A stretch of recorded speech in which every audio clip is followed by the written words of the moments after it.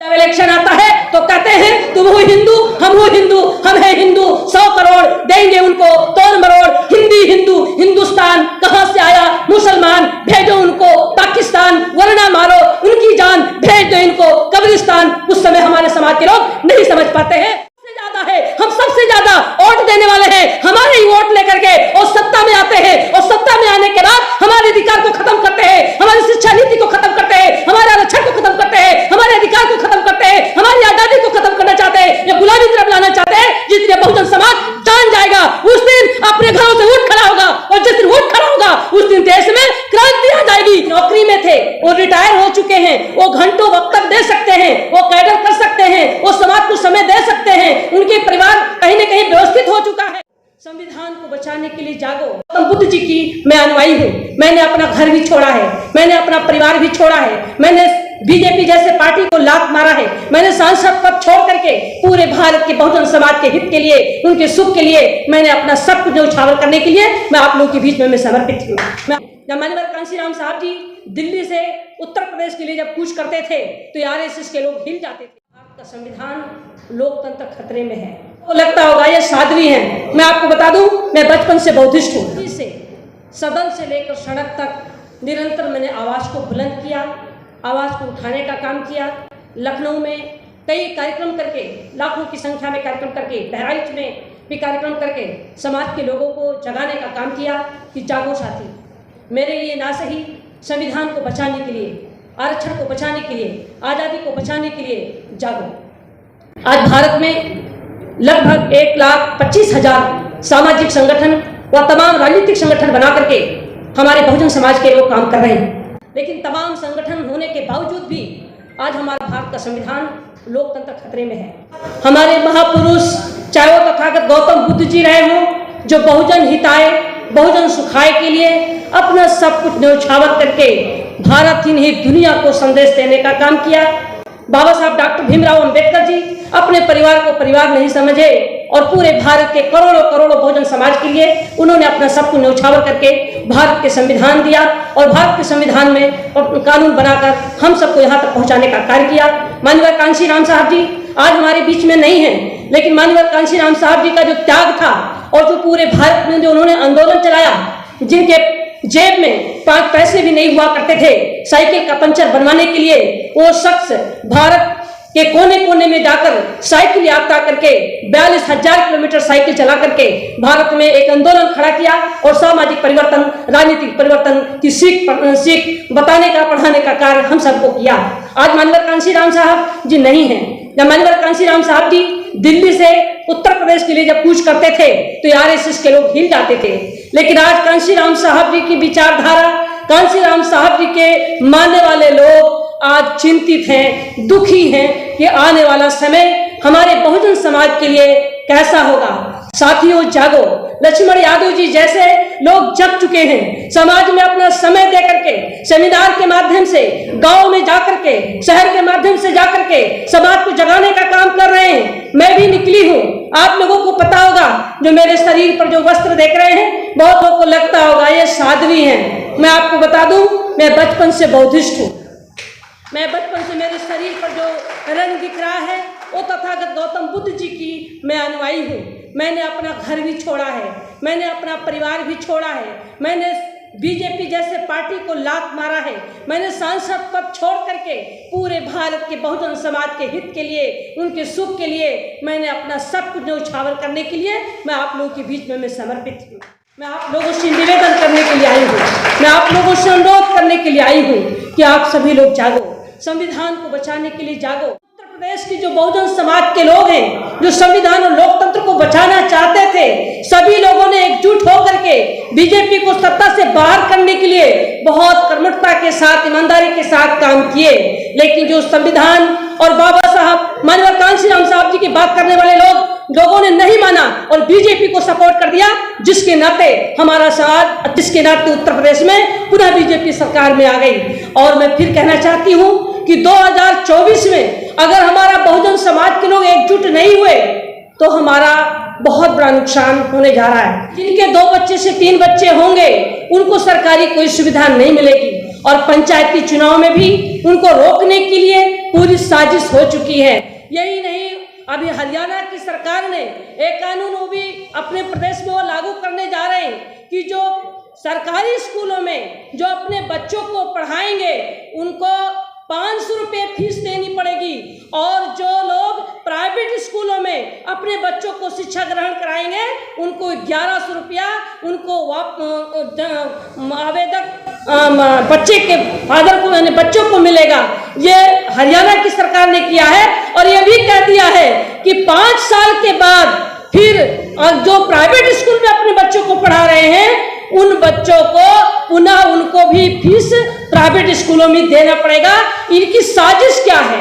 इनकी साजिश है कि जो सरकारी संस्थाएं हैं, जो सरकारी कॉलेज हैं, जो सरकारी स्कूल हैं, वो स्कूल को ये बंद करना चाहते हैं, प्राइवेट स्कूलों को ये बढ़ावा देना चाहते हैं और आगे करके प्राइवेट स्कूलों की फीस इतनी महंगी कर देना चाहते हैं कि हमारे जो बच्चे हैं, बहुजन समाज के जो गरीब के बच्चे हैं, वो बच्चे शिक्षा से वंचित रह जाएं। इस तरीके से चाहे वो शिक्षा विभाग हो, चाहे वो स्वास्थ्य विभाग हो, चाहे वो बिजली विभाग हो, चाहे वो रेल विभाग हो, चाहे वो एयरपोर्ट हो, सारा कुछ उन्होंने प्राइवेट कर दिया। आरक्षण की व्यवस्था जो पिछड़ी जातियों की आरक्षण थी वो सुप्रीम कोर्ट ने सख्त शब्दों में कह दिया कि पिछड़ी जाति के आरक्षण का कोई अधिकार है ही नहीं। ये इस तरीके से जो साजिश रची जा रही है, कहीं सरकार हमारे कानून को खत्म कर रही है तो कहीं कोर्ट के द्वारा हमारे कानून को खत्म कराया जा रहा है। आखिर हम सब कब जागेंगे?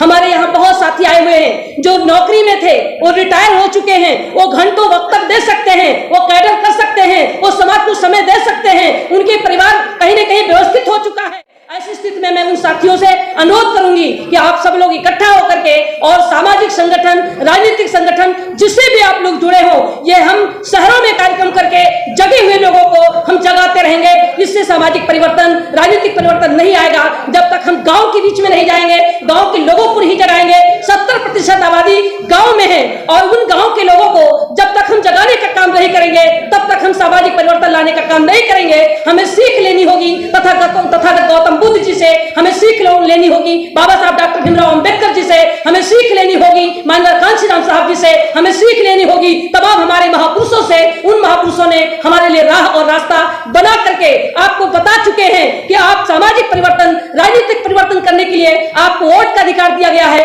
वोट हमारा 70% गांव में है। वो गांव के लोगों को वोट का अधिकार, शिक्षा का अधिकार, स्वास्थ्य का अधिकार, आरक्षण का अधिकार, संविधान के बारे में उनको जानकारी नहीं है।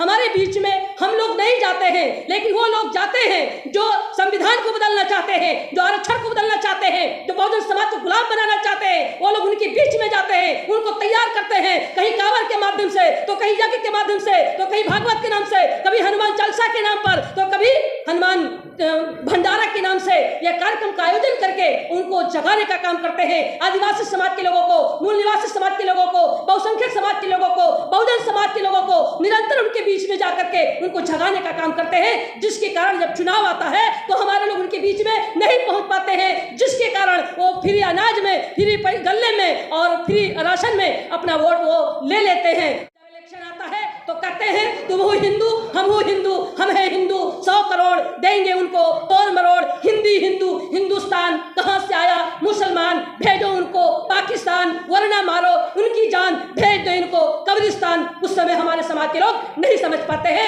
और तब वो बोलते हैं जय श्री राम। जिस दिन हमारा समाज ये जान जाएगा कि हम बहुसंख्यक है, हम बहुजन समाज है, हमारी आबादी देश में सबसे ज्यादा है, हम सबसे ज्यादा वोट देने वाले हैं, हमारे ही वोट लेकर के और सत्ता में आते हैं और सत्ता में आने के बाद हमारे अधिकार को खत्म करते हैं, हमारी शिक्षा नीति को खत्म करते हैं, हमारे आरक्षण को खत्म करते हैं, हमारे अधिकार को खत्म करते हैं, हमारी आजादी को खत्म करना चाहते हैं, या गुलामी की तरफ लाना चाहते हैं। जिस दिन बहुजन समाज जान जाएगा उस दिन अपने घरों से उठ खड़ा होगा और जिस दिन उठ खड़ा होगा उस दिन देश में क्रांति आ जाएगी, देश में आंदोलन शुरू हो जाएगा, समाज चक जाएगा। उस दिन सत्ता संविधान विरोधी सरकार को देश छोड़ करके उनको भी जाना पड़ेगा। लेकिन ये कब होगा? जब संविधान को मानने वाले लोग, गांव के लोग, 70% आबादी आज़ादी जिस दिन जाग जाएगी उस दिन निश्चित रूप से पूरे देश में आंदोलन शुरू होगा, उस दिन हमारा संविधान बचेगा। इसके लिए हम सभी लोगों को जरूरत है एकजुट होने का। साथियों, मैंने अपना सब कुछ न्यौछावर करके भारत के बहुजन समाज के लिए मैंने अपना सब कुछ न्यौछावर कर दिया है। मैं कहती हूँ मेरे लिए ना सही अपने आने वाली पीढ़ी के लिए जागो, मेरे लिए ना सही संविधान को बचाने के लिए जागो, मेरे लिए ना सही अपने बच्चों के भविष्य के लिए जागो। सब कुछ आपकी आंखों के सामने खत्म हो रहा है। राजनीति से हट करके भी जो लोग स्वार्थ की राजनीति कर रहे हैं, तमाम सामाजिक संगठन राजनीतिक संगठन बना करके जो स्वार्थ की राजनीति कर रहे हैं, स्वार्थ से जब तक आप नहीं हटेंगे तब तक देश में परिवर्तन नहीं ला पाएंगे। इसलिए वफादारी, ईमानदारी, लगन और त्याग के साथ सबको एकजुट होकर के भारत के संविधान को बचाने के लिए, भारत के संविधान को में दिए गए कानून को संपूर्ण रूप से लागू कराने के लिए हम सबको एकजुटता के साथ खड़ा होना होगा और सब लोग अपनी अपनी जिम्मेदारी संभाले और गांव की तरफ निकले। दोस्त हमारे समय मात्र 1.5 साल है और हमारे लिए बहुत है। बस ये है कि कितनी जिम्मेदारी से हमें काम करना चाहिए।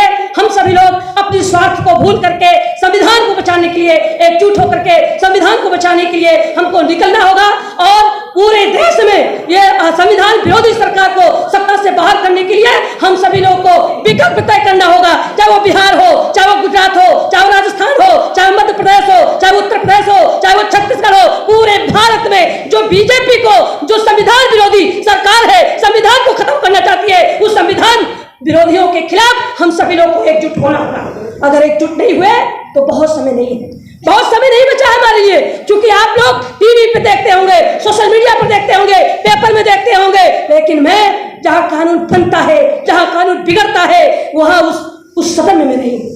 मैं विधानसभा के भी सदन में नहीं हूं। विधायक बनकर के मैं विधानसभा की सदन देखा है, सांसद बनकर के लोकसभा की सदन देखा है और 3 बार जिला पंचायत बनकर के जिला की भी सदन देखा है।